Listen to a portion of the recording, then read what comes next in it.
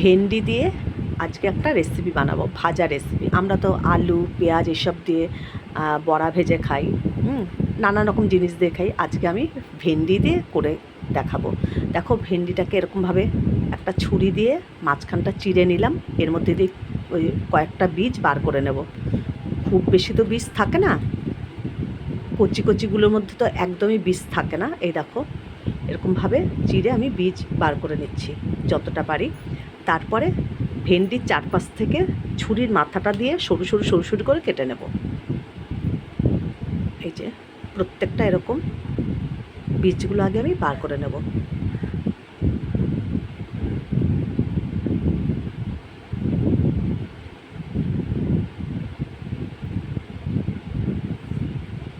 আর পুরো ভেন্ডিটাকে পুরো গোল করে ছুরি দিয়ে এরকম চিড়ে নিচ্ছি চারিদিকটা।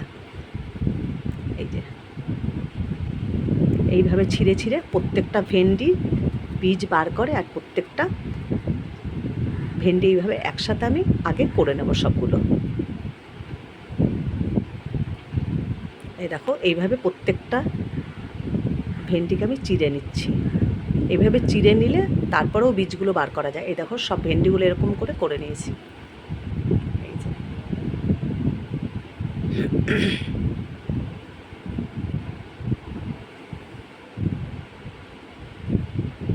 প্রত্যেকটা ভেন্ডি আমার হয়ে গেছে।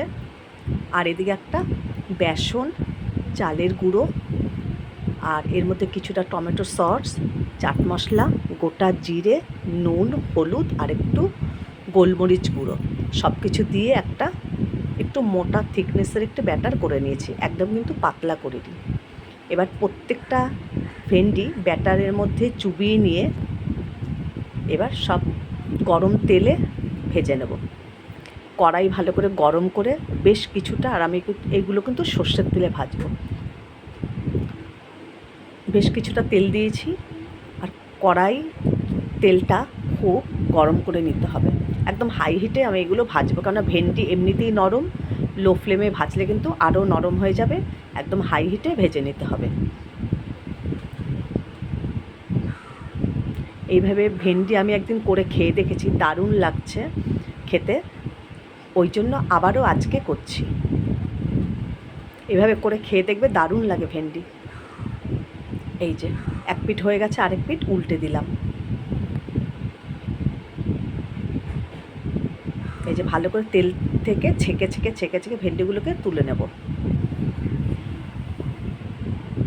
এই যে প্রথমে আমি এ কটা ভেজে নিলাম। দেখো কি সুন্দর দেখতে লাগছে ভেন্ডিগুলো, আর ওপরটাও বেশ মুচমুচে হয়েছে। ভেতরটা নরম হলেও ওপরটা কিন্তু মুচমুচে হয়েছে।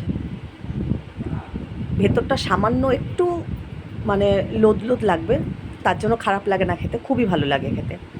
এই দেখো, তোমাদের যদি ভালো লাগে এভাবে করে খেয়ে দেখবে আগে, তাহলে ইউটিউব চ্যানেলটাকে সাবস্ক্রাইব করো, লাইক করো, কমেন্ট করো, শেয়ার করো।